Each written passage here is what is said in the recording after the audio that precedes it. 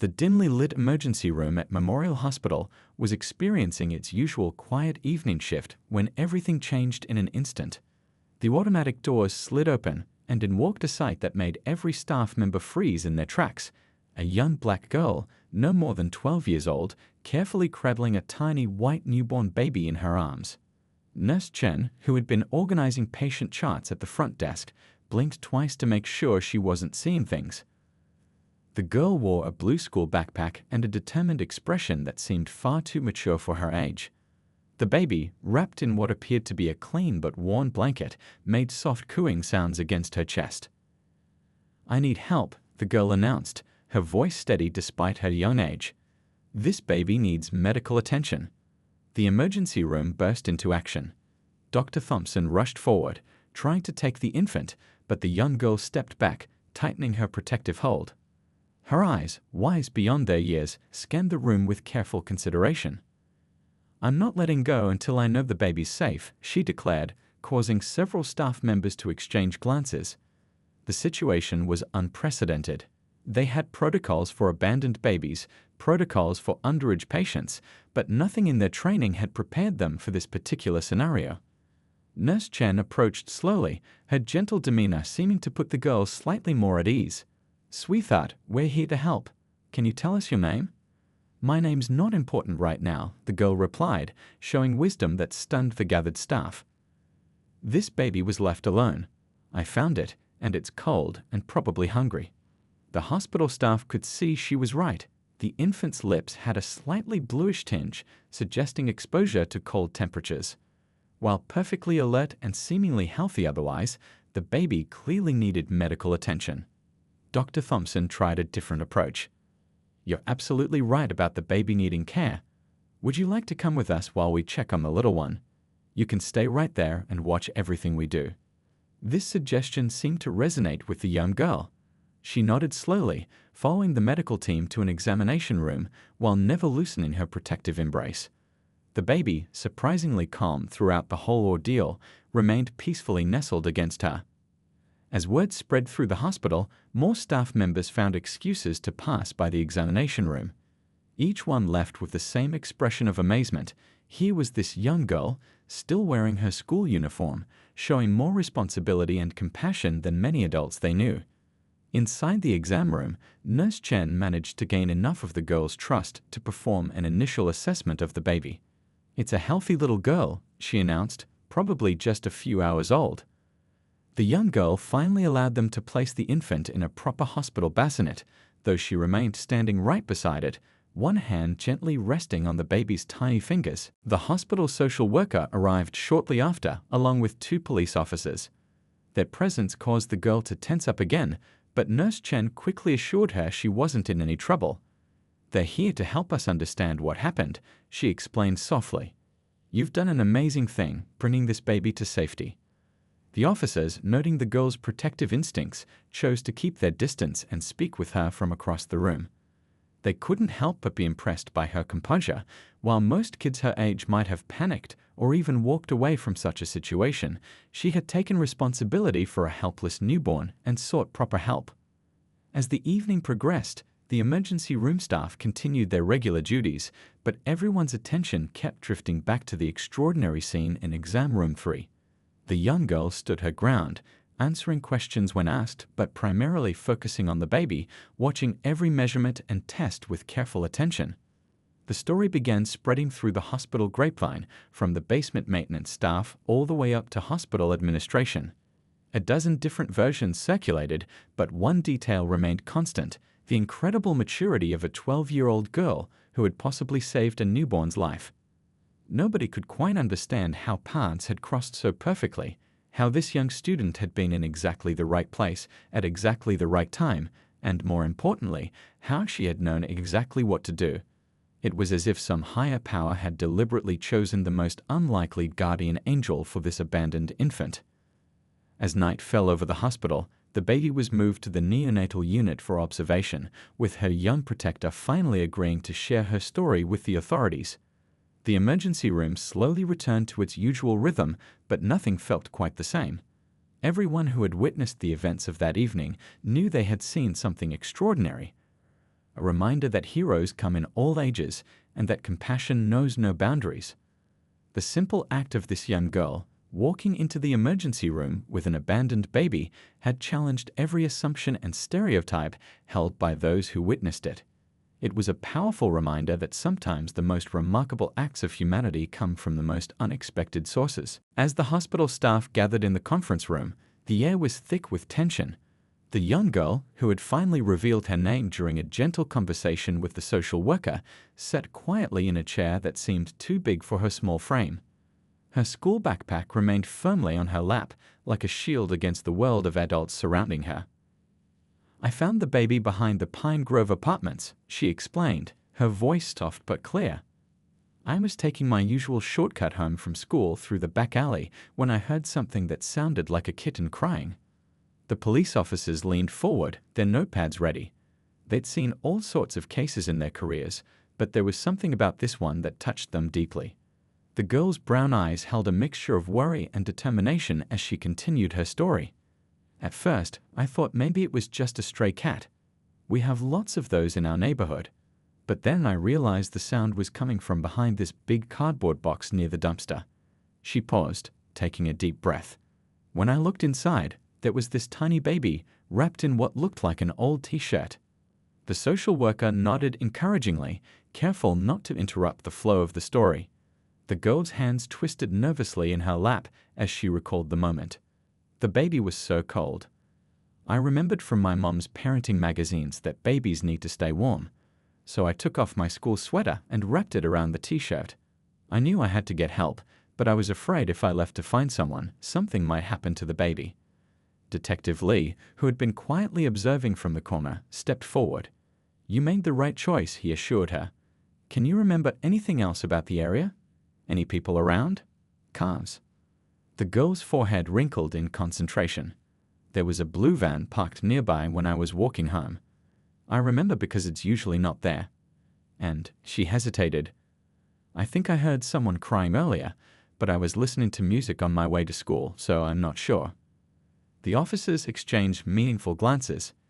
These details could be crucial to their investigation. Meanwhile, the hospital social worker was carefully noting the girl's own circumstances, her knowledge of baby care, her mention of walking home alone, the parenting magazines at home. "I live with my mom," the girl offered, seemingly reading the social worker's thoughts. "She works really hard, sometimes 2 or 3 jobs. She always tells me to be responsible and help others when I can." Pride crept into her voice as she spoke about her mother. The investigation team began mapping out the area she described. Pine Grove Apartments was a modest complex on the edge of town, home to many working-class families. Security cameras from nearby businesses might have caught something useful. As they gathered more details, the story began taking shape. The cardboard box had been placed in a spot just hidden enough to not be immediately visible from the street, but accessible enough for someone to find it eventually. It seemed less like an attempt to abandon the baby and more like a desperate plea for help. The girl's description of the scene helped police create a timeline. The box hadn't been there during her morning walk to school, which meant someone had placed it there during the day. The blue van she mentioned became a potential lead. Security footage from nearby stores might help identify it. While the investigation continued, hospital staff worked on another puzzle, trying to determine the baby's exact age. Based on initial examinations, they estimated the infant was no more than 3 or 4 hours old when found. This detail sent chills through everyone in the room. Had the girl been even a few hours later coming home from school, the outcome could have been tragically different. Throughout the questioning, the young girl remained remarkably composed. She answered each question thoughtfully, sometimes closing her eyes to better remember details. When asked why she hadn't called 911 immediately, her answer reflected wisdom beyond her years. "I was afraid if I called, they might take too long to come or might not find us in the alley. The hospital was only 6 blocks away, and I knew the baby needed help right away. My mom always says that in an emergency, you have to trust your instincts." As the session wrapped up, Detective Lee assured the girl that she would be kept informed about the baby's situation. The social worker arranged for her mother to be contacted and picked up from work, a reunion that was sure to be emotional. The girl's actions had set in motion an investigation that would touch many lives. But more than that, her courage and quick thinking had demonstrated something powerful about human nature, that sometimes the most remarkable acts of heroism come from the most unexpected sources. As she finally left the conference room, escorted by a kind nurse who promised her a hot chocolate from the cafeteria, the girl turned back one last time. "Can I visit the baby tomorrow?" she asked, her voice carrying both hope and concern. The simple question reminded everyone present that behind this extraordinary story was still just a caring 12-year-old girl who had followed her heart. The investigation was just beginning, but one thing was already clear. This young girl's decision to act had changed not just one life, but many.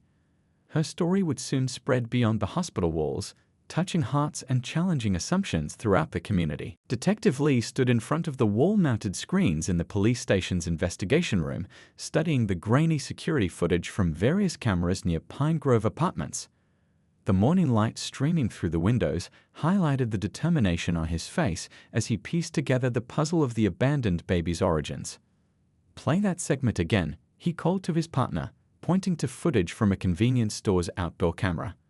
The video showed a blue van driving slowly through the alley around 2 p.m., just hours before the young girl found the baby. Something about the driver's behavior seemed off, the way the vehicle hesitated, nearly stopping several times before finally pulling over. The investigation team had been working tirelessly since the previous evening. They'd collected footage from 12 different security cameras in the area, interviewed local residents, and begun creating a detailed timeline of events. The young girl's precise observations had proven invaluable. "Look at this," called one of the tech specialists. She had enhanced footage showing someone carrying what appeared to be a large box toward the dumpster area. The timestamp matched perfectly with the girl's discovery. The person's trying to stay in the shadows, but they seem to be limping slightly. Detective Lee moved closer to the screen, noting every detail. The figure was wearing a hooded sweatshirt despite the warm weather, making identification difficult. But their body language told the story: the careful way they placed the box, the lingering look backward, the slight shake of their shoulders that might have been crying. Meanwhile, across town, other officers were canvassing the neighborhood around Pine Grove Apartments. They spoke with residents, shopkeepers, and anyone who might have noticed something unusual. The community's response was overwhelming. People wanted to help, wanted to understand how this could happen in their neighborhood. The owner of a small bakery near the apartments remembered seeing a young woman who'd been coming in regularly for the past few months. She always ordered the same thing, a chocolate muffin and milk. "But I haven't seen her in about a week," she told the officers. She seemed troubled lately, kept to herself more than usual. Back at the station, the pieces were starting to come together. The blue van had been spotted at several locations in the days leading up to the incident. Traffic cameras caught it circling the area around local clinics and hospitals, suggesting someone looking for help but afraid to ask for it. Detective Lee's phone buzzed with a message from the hospital. The baby's medical examination had revealed more details. The infant was full-term and healthy, suggesting the mother had received some prenatal care. This wasn't a case of complete negligence, but rather one of desperation. The investigation team set up a tip line, and calls started coming in immediately. Each one was carefully logged and cross-referenced. Some were dead ends, but others added valuable pieces to the puzzle. A high school counselor called about a former student who had recently dropped out. A pharmacy clerk remembered a nervous young woman buying baby supplies. The young girl who found the baby visited the station that afternoon after school, accompanied by her mother. She reviewed some photos and confirmed which blue van looked most like the one she'd seen. Her attention to detail continued to impress the investigators. "I remember something else," she said suddenly. "There was a small teddy bear in the box with the baby. It looked new, like someone had just bought it." This detail struck a chord with Detective Lee. It suggested the mother wanted her baby to have something comforting, even in abandonment. The investigation expanded to local stores that sold baby items. Security footage from a discount store showed someone matching the description from the alley buying a small teddy bear 3 days earlier. They paid in cash, but the timestamp and register number gave investigators another piece of the timeline. As day turned to evening, the team remained focused but increasingly optimistic. They weren't just looking for someone to punish. They were looking for someone who needed help. The evidence painted a picture of a young mother in crisis, not a heartless abandonment. Detective Lee stood back from the evidence wall, now covered with photos, maps, and timeline notes. The blue van, the teddy bear, the careful placement of the box, each detail suggested someone who cared but felt trapped. Finding this person wasn't just about solving a case, it was about preventing another desperate decision. Community support continued to pour in. Local news covered the story sensitively, focusing on the need for better support systems for young parents in crisis. Churches and community centers offered to serve as safe havens. The hospital reported receiving calls from people wanting to help with the baby's care. As night fell, the investigation room remained lit and active. Officers worked in shifts, following leads and connecting dots. The young girl's brave action had started something bigger than anyone expected, a community-wide effort to understand and prevent such situations from happening again. Detective Lee looked at a photo of the healthy baby, now being well cared for in the hospital's nursery, and then at the security footage still frozen on screen. Somewhere out there was a mother who needed to be found, not to be punished, but to be helped. The investigation would continue until they found her, offering not judgment, but support and understanding. The case had touched everyone involved in unexpected ways. It wasn't just about law enforcement anymore. It was about community, compassion, and the complex circumstances that can lead someone to make such a desperate choice. As Detective Lee prepared to hand over to the night shift, he knew they were getting closer to finding answers and, hopefully, to helping someone who felt they had run out of options. The breakthrough in the case came 3 days after the baby was found during the quiet hours of early morning. A young woman walked into the police station, trembling but determined. Her clothes were wrinkled and dark circles under her eyes told a story of sleepless nights. She was barely 18. "I saw the news," she said softly to the desk officer. I'm the baby's mother." Within minutes, Detective Lee was called in. The young woman sat in the interview room, her hands wrapped around a cup of warm tea. She wasn't in handcuffs. This wasn't an arrest, but rather the beginning of understanding. "I didn't know what else to do," she began, her voice barely above a whisper. "My parents kicked me out when they found out I was pregnant. I've been staying with different friends, but nobody could help long term." The detective listened patiently as her story unfolded. She'd been working 2 jobs, trying to save money, sleeping on couches, and hiding her pregnancy as long as she could. The blue van belonged to her former neighbor, who'd let her sleep in it some nights when she had nowhere else to go. "I tried to get help," she continued, wiping tears from her eyes.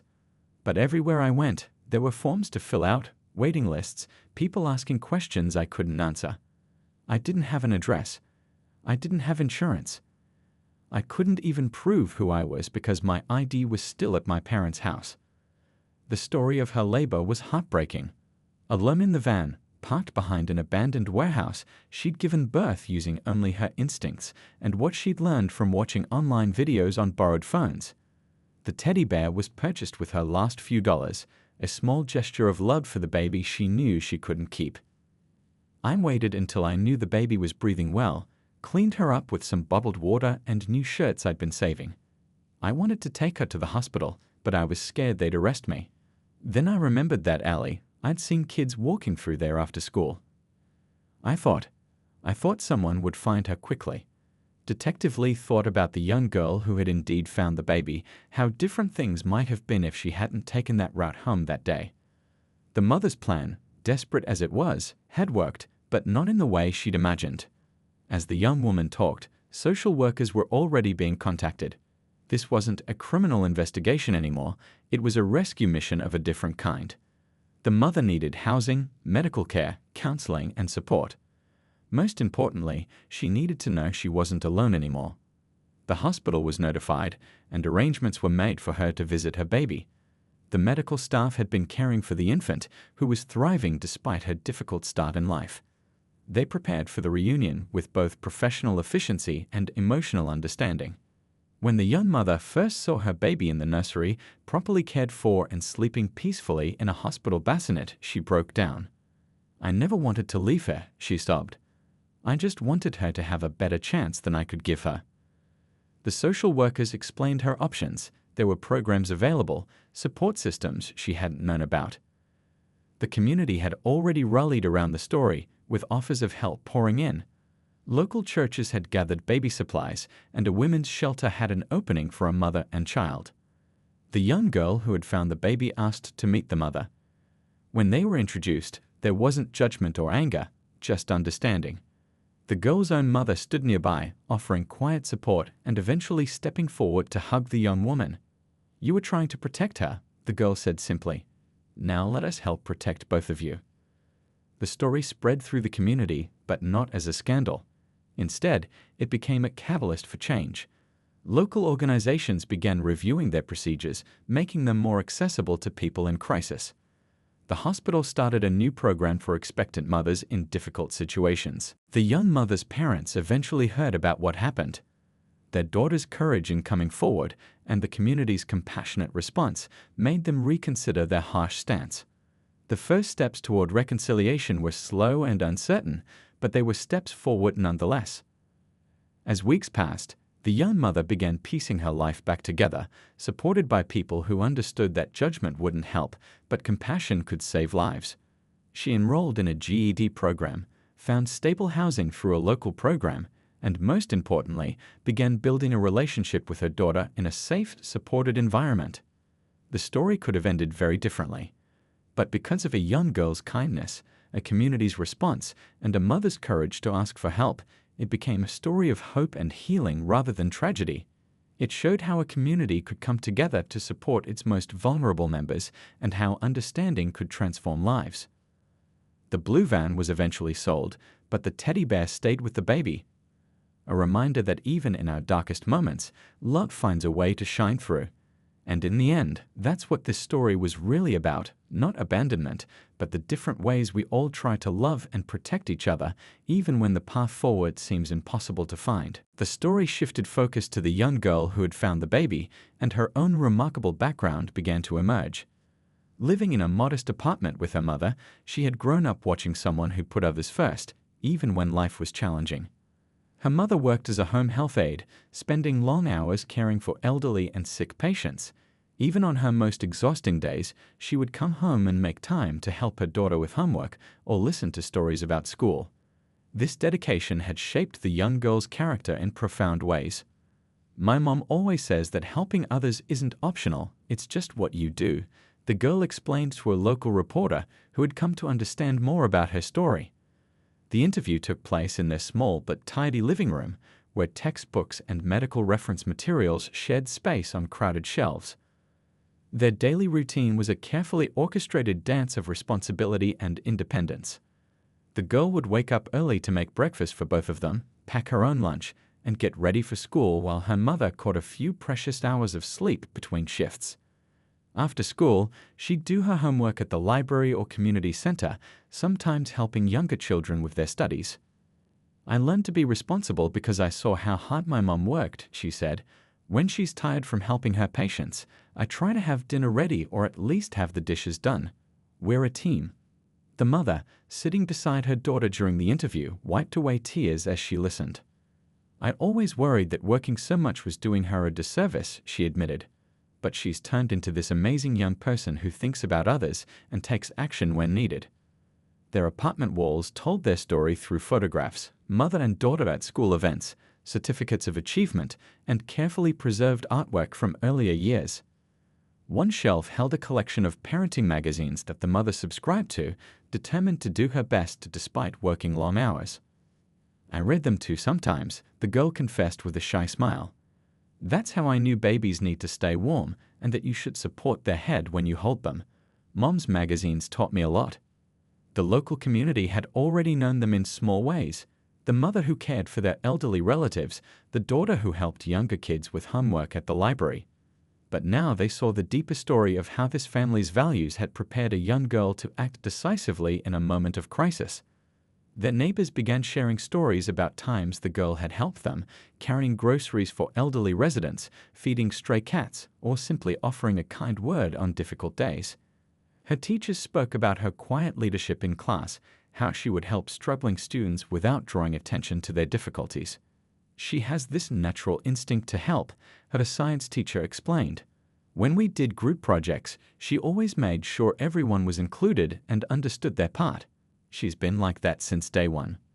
The mother's employers also came forward with stories of her dedication, how she would spend extra time with lonely patients, remember their grandchildren's names, and bring small comforts from home to make their days brighter.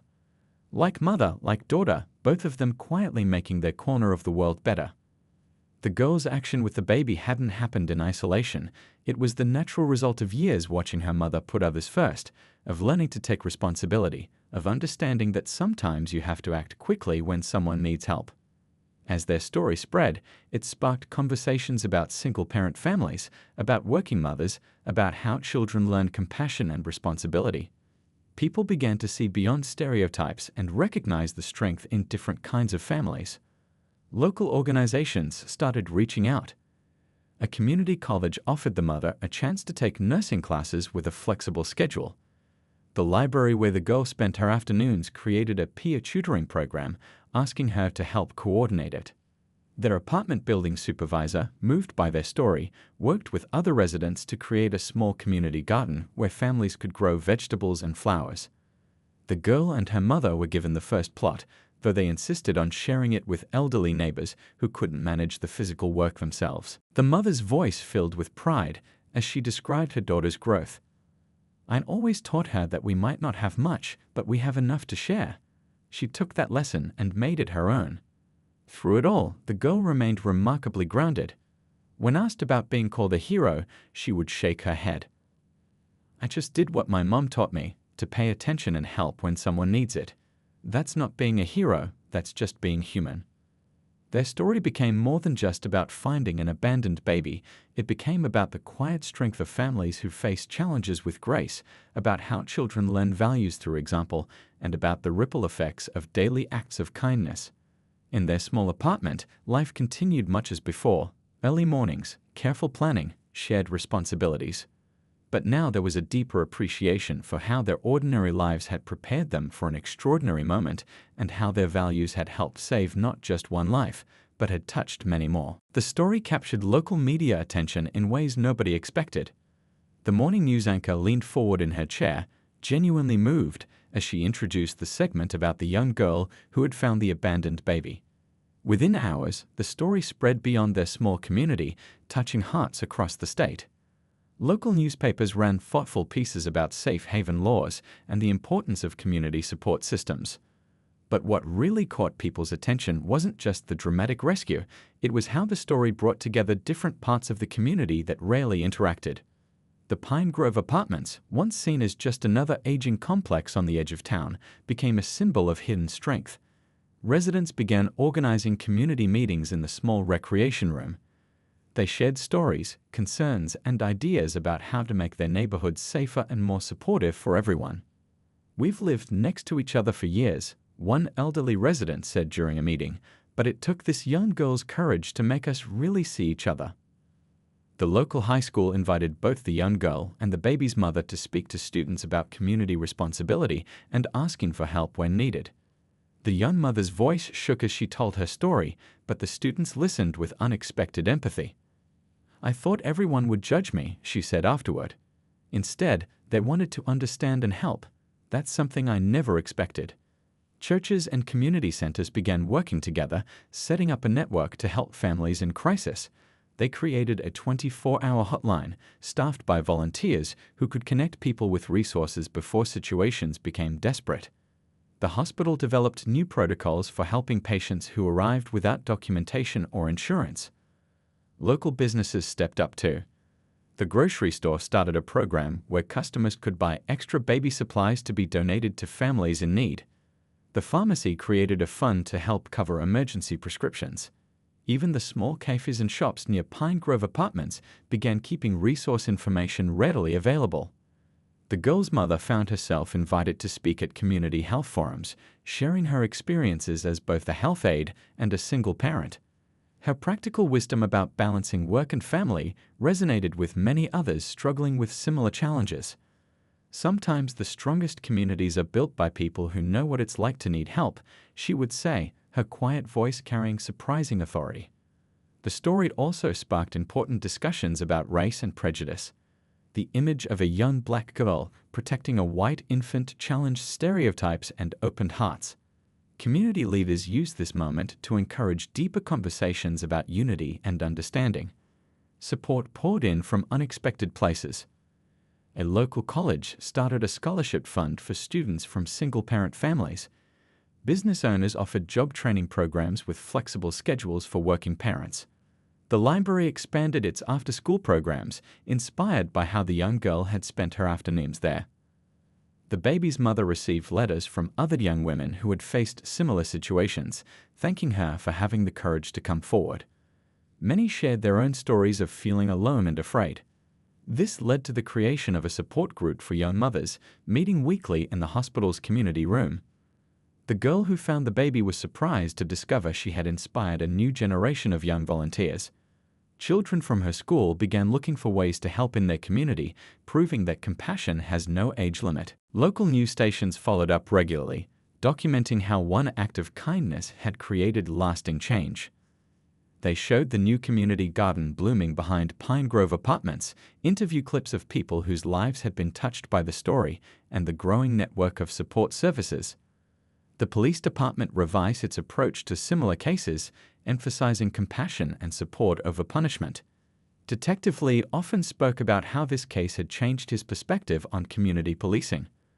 Organizations from other cities began reaching out, asking for advice on creating similar support networks in their communities. The story had become a model for how cities could better serve their most vulnerable residents. Even the hospital changed its procedures, creating a more welcoming environment for people seeking help. They placed special emphasis on training staff to recognize and assist people in crisis situations. As months passed, the initial media excitement faded, but the community changes remained. The young girl still helped at the library after school.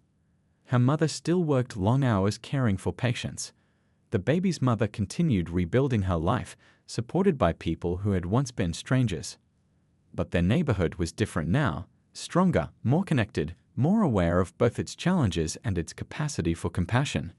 The story had revealed something important, that community isn't just about living near each other, but about being ready to help when help is needed. The small acts of kindness that had once gone unnoticed were now recognized and celebrated.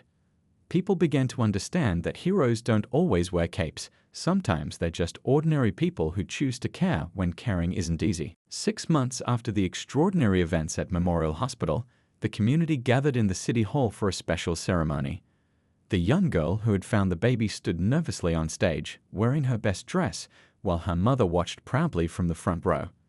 The mayor approached the podium, holding a special citation for bravery and community service. Sometimes the biggest changes start with the smallest acts of kindness, she began. This young lady didn't just save a baby, she showed us all what it means to be a true community. But the real story of change was happening beyond the ceremony. The baby's mother had completed her GED and started taking classes at the community college, studying to become a social worker. She wanted to help other young women who felt as lost as she once had. "I never thought I'd be here," she said softly, holding her healthy, growing daughter. 6 months ago, I thought my life was over. Now I'm learning that it was just beginning."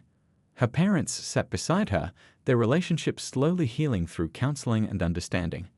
The support programs born from this incident had already helped dozens of families. The hospital's new crisis intervention team had assisted 15 young mothers in similar situations. The community hotline received calls daily, connecting people with resources before their situations became desperate.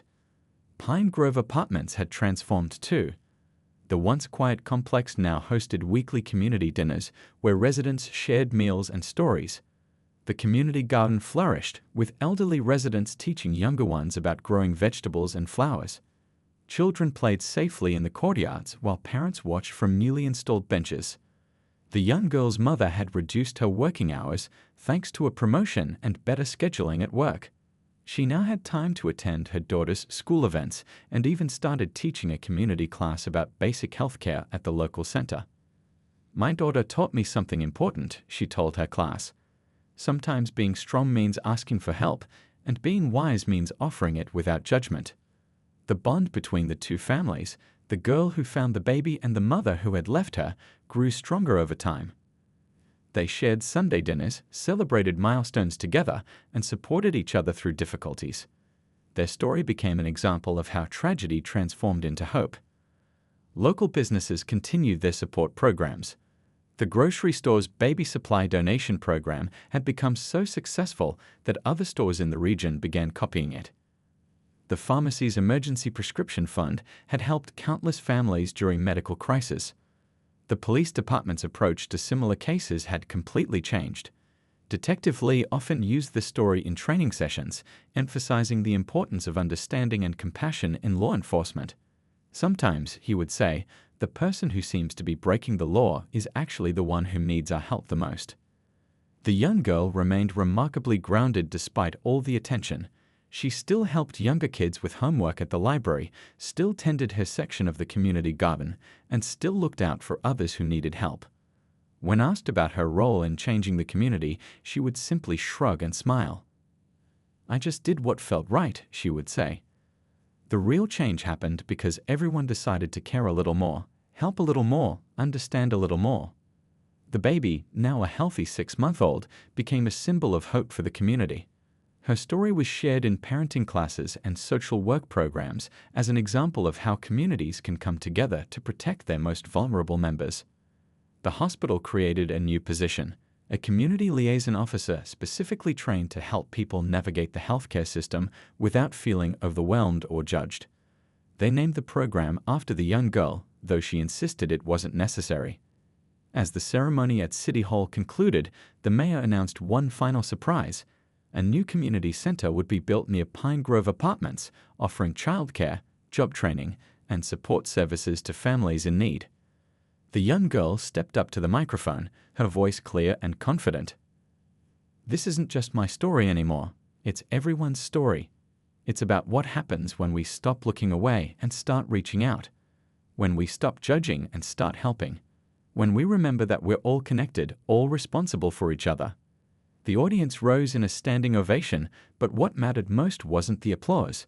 It was the knowledge that their community had fundamentally changed. They have learned that the biggest changes often start with the smallest choices and that every person, no matter their age or circumstances, has the power to make a difference. The story of the young girl and the abandoned baby had ended, but its impact continued to ripple through the community, touching lives and changing hearts, proving that sometimes the most powerful force for change is simply the courage to care.